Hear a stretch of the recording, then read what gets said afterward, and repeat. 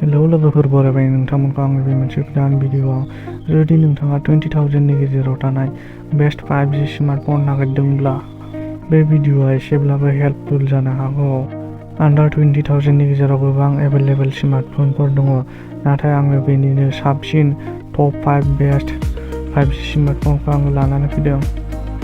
जुदि नोंथाङा भिडिअखौ नायनो इन्टारेस्टेडब्ला जोबजासे नायलांदो आरो बेबायदिनो आपडेटनि इनफरमेसन लाबाय थानो थाखाय आंनि चेनेलखौ साबस्क्राइब खालामनानै लानो हागोन।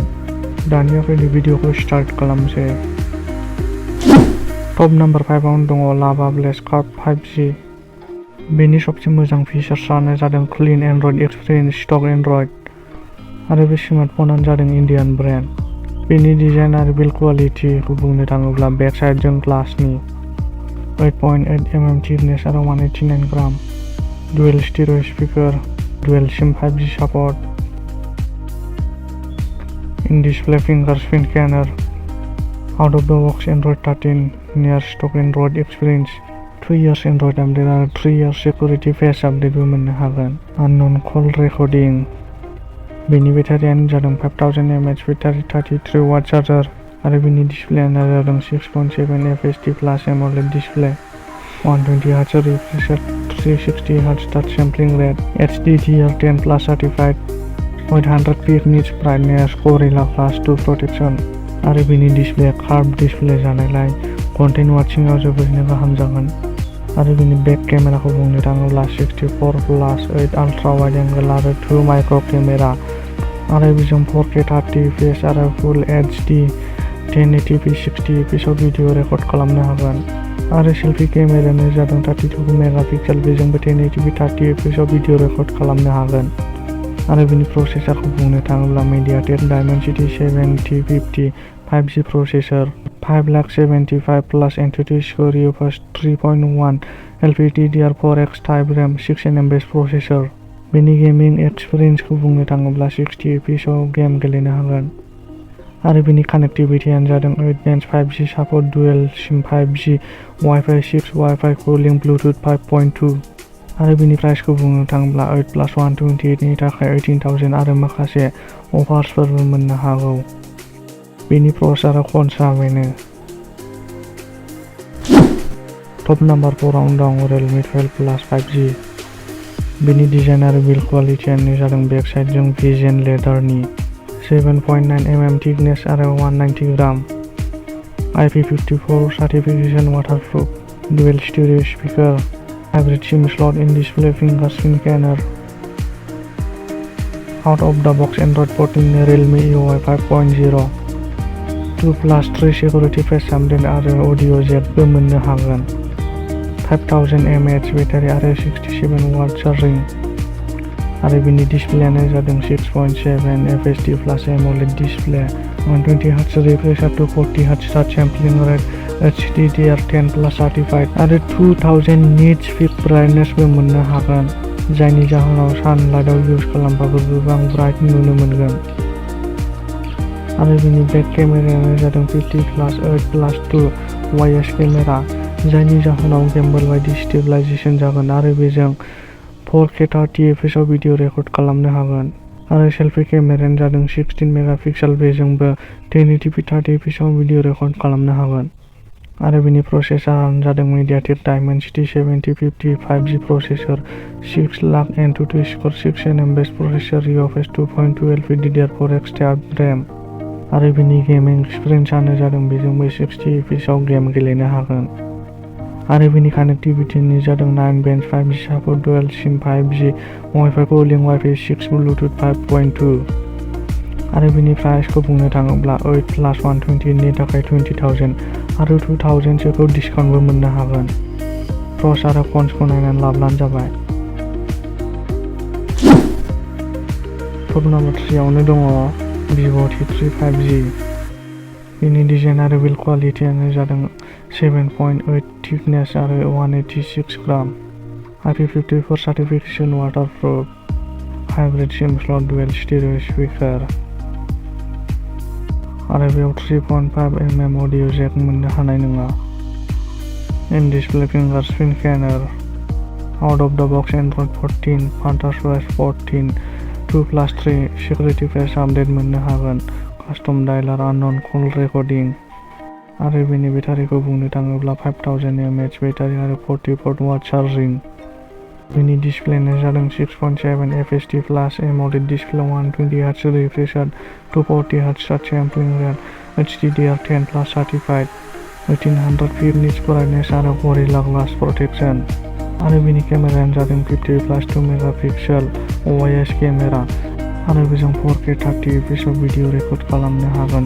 OIS थानायनि थाखाय भिडिअ रेकर्ड खालामनाय समाव गिम्बल बायदि स्टेबिलाइजेशन जागोन। आरो सेल्फि केमेरायानो जादों 16 मेगापिक्सेल, बेजोंबो 1080p 30 fps भिडिअ रेकर्ड खालामनो हागोन।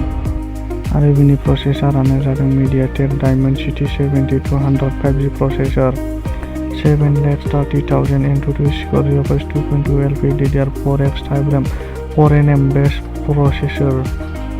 बेनि गेमिं एक्सपिरियेन्सखौ बुंनो थाङोब्ला बेजोंबो 60 fps गेम गेलेनो हागोन आरो गुबुन स्मार्टफनफोरनिफ्राय बेनि गेमिं एक्सपिरियेन्सआ साबसिन। आरो बेनि कानेक्टिभिटियानो जादों 8 bands 5G support, dual sim 5G Wi-Fi कुलिं, Bluetooth 5.3। आरो बेनि प्राइसखौ बुंनो थाङोब्ला 8+128 नि थाखाय 20,000 आरो 2,000 सोखौ बेंक डिसकाउन्ट मोननो हागौ। बेनो बेनि प्रस आरो कन्सआ।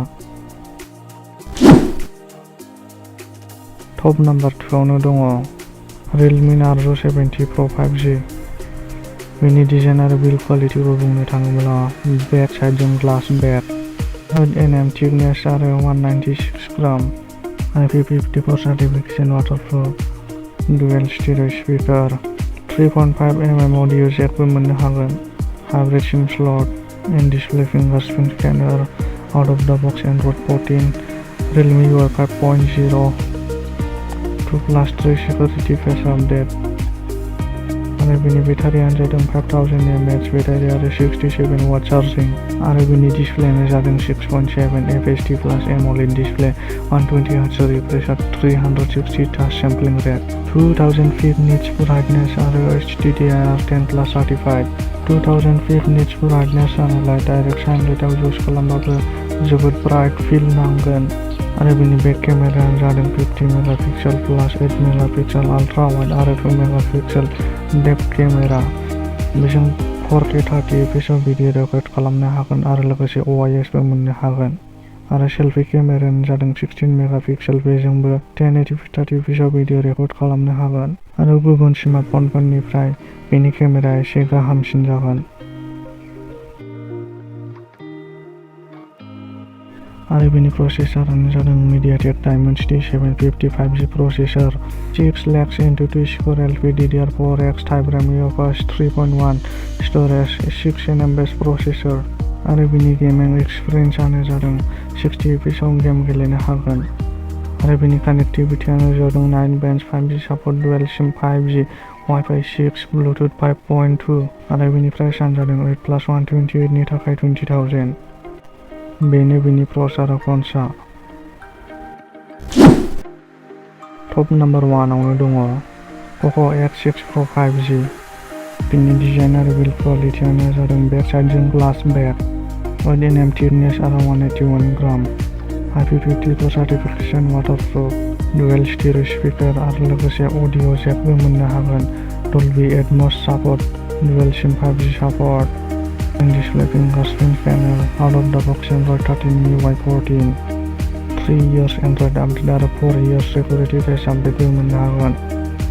MIUI dialer unknown call recording. आरो बेनि बेटारियानो जादों 5100 mAh बेटारि आरो 67 वाट फास्ट चार्जिं। आरो बेनि डिसप्लेयानो जादों 6.7 1.5K 12-bit AMOLED display 120 Hz refresh rate 480 touch sampling rate HDR10+ certified 1800 pit nits brightness आरो गरिला ग्लास प्रटेक्शन। गुबुन स्मार्टफनफोरनिफ्राय बेनि डिसप्लेया सबसे बेस्ट जागोन आरो बिउटिफुल डिसप्ले। कन्टेन्ट वाचिं भिडिअसफोर नायनायाव जोबोरैनो गाहाम जागोन। आरो बेनि केमेरायानो जादों 64+8 मेगापिक्सेल अल्ट्रा आरो 2 मेगापिक्सेल डेप्थ OIS केमेरा। बेजों 4K 30 fps भिडिअ रेकर्ड खालामनो हागोन। आरो सेल्फि केमेरायानो जादों 16 मेगापिक्सेल, बेजोंबो 1080p 60 fps भिडिअ रेकर्ड खालामनो हागोन।